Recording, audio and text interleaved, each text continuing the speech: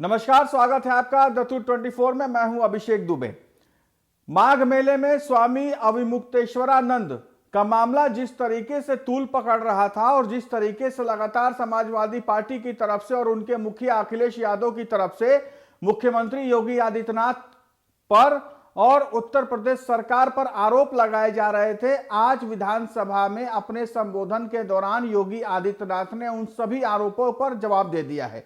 उन्होंने कहा कि मुख्यमंत्री भी कानून से ऊपर नहीं होता है, वो तो शंकराचार्य हैं और उनको भी लोगों के बारे में सोचना चाहिए, उनकी सुविधा के बारे में सोचना चाहिए। जहां 4 करोड़ से ज्यादा श्रद्धालु स्नान कर रहे हैं, वहां पर अगर वो उल्टी दिशा से आ रहे हैं तो भगदड़ की स्थिति पैदा हो सकती है। ऐसे में पुलिस ने उन्हें रोका और हम शासन जो है वो कानून की व्यवस्था करना भी जानता है और कानून की व्यवस्था करवाना भी जानता है, यानी कि कानून मानता भी है और कानून मनवाना भी जानता है। सीधे और स्पष्ट शब्दों में उन्होंने साफ साफ समाजवादी पार्टी के ऊपर हमला बोला है और उन्होंने यह भी कहा है कि इतनी ही चिंता थी तो 2015 में बनारस में उनको क्यों पीटा गया और उनके ऊपर एफआईआर क्यों दर्ज की गई। चलिए आपको वो पूरा वक्तव्य योगी आदित्यनाथ का सुनवाते हैं कि उन्होंने विधानसभा में क्या कुछ बोला है। समाजवादी पार्टी बार बार एक झूठ को दोहराने का प्रयास करती है अनावश्यक रूप से, यानी जो मुद्दा नहीं था उसको जानबूझ करके मुद्दा बना करके और उसके माध्यम से जो चीजें प्रयास किया गया। मैं कहता हूं, क्या हर व्यक्ति अपने लिए मुख्यमंत्री बनकर के प्रदेश के अंदर घूम जाएगा? कोई भी मंत्री का बोर्ड लगा करके घूम जाएगा? कोई भी समाजवादी पार्टी का राष्ट्रीय अध्यक्ष बनकर के कोई घूम जाएगा? एक सिस्टम है, एक व्यवस्था है। भारत के सनातन धर्म की भी यही व्यवस्थाएं हैं। शंकराचार्य का पद भारत की सनातन धर्म में सर्वोच्च और सम्मानित पद माना जाता है, बहुत पवित्र माना जाता है। इस सदन की व्यवस्था आप देखते होंगे, परंपरा से और नियमों से संचालित होता है। माघ मेला है, मौनी अमावस्या के दिन 4.5 करोड़ श्रद्धालु आया है। सबके लिए एक व्यवस्था बनाई गई है और कानून तो सबके लिए बराबर होता है। मेरे लिए कोई अलग कानून नहीं। अगर मैं अपराध करूंगा तो उसी कानून से मैं भी देखा जाऊंगा, जिस कानून से कॉमन मैन देखा जाएगा। मुख्यमंत्री का पद किसी कानून से ऊपर नहीं हो सकता। कोई व्यक्ति किसी कानून से ऊपर नहीं हो सकता। हम भारत के संवैधानिक व्यवस्था से जुड़े हुए लोग हैं और मेरा मानना है भारत के हर नागरिक को भारत के इस कानून को मानना चाहिए। भारत के अंदर शंकराचार्य की पवित्र परंपरा, जगत गुरु शंकराचार्य ने देश के अंदर 4 कोनों में 4 पीठों की स्थापना की। उत्तर में ज्योतिषपीठ की स्थापना, दक्षिण में श्रृंगेरी, पूरब में जगन्नाथपुरी, पश्चिम में द्वारिकापुरी। 4 पीठों के 4 वेद हैं, ऋग्वेद, यजुर्वेद, सामवेद और अथर्ववेद। इन सब के अपने मंत्र हैं।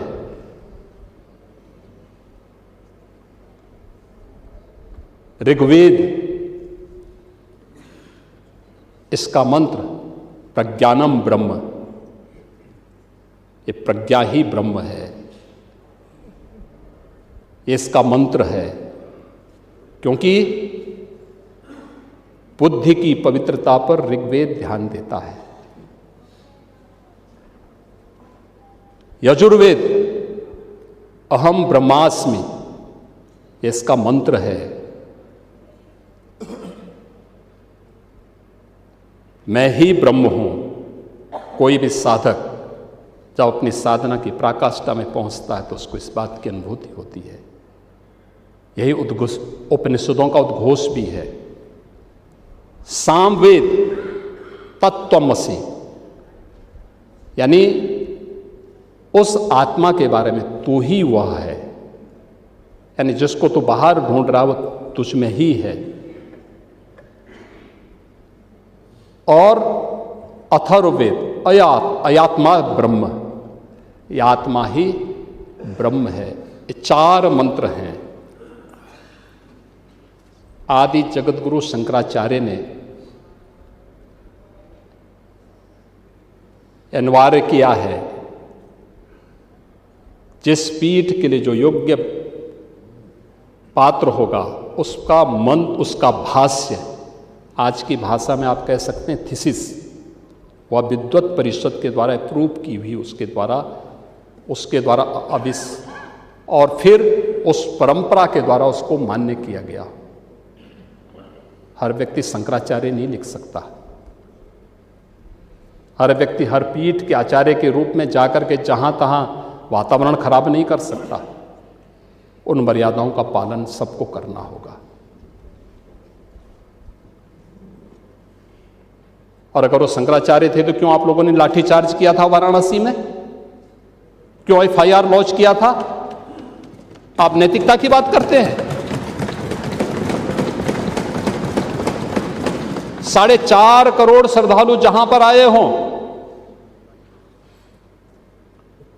वहां पर जो एग्जिट गेट है, जहां से श्रद्धालु बाहर निकल रहा है स्नान करके, उस द्वार, उस पेंटून से, उस मार्ग से किसी को बाहर निकलने का कोई वो नहीं, क्योंकि उससे अंदर जाने का कोई प्रयास करता है तो एक नए स्टैम्पेड को जन्म देता है, वहां पे नए भगदड़ को जन्म देता है, श्रद्धालुओं के जीवन के साथ खिलवाड़ करता है। एक जिम्मेदार और मर्यादित व्यक्ति कभी इस प्रकार का आचरण नहीं कर सकता, कभी नहीं कर सकता। आपको पूछना है, सपा के लोग पूछें, लेकिन हम लोग मर्यादित लोग हैं, कानून का शासन पर विश्वास करते हैं, कानून का शासन पालन करना भी जानते हैं, पालन करवाना भी जानते हैं, दोनों चीजों को एक साथ लागू करवाना जानते हैं। लेकिन इसके नाम पे गुमराह करना बंद करिए आप लोग।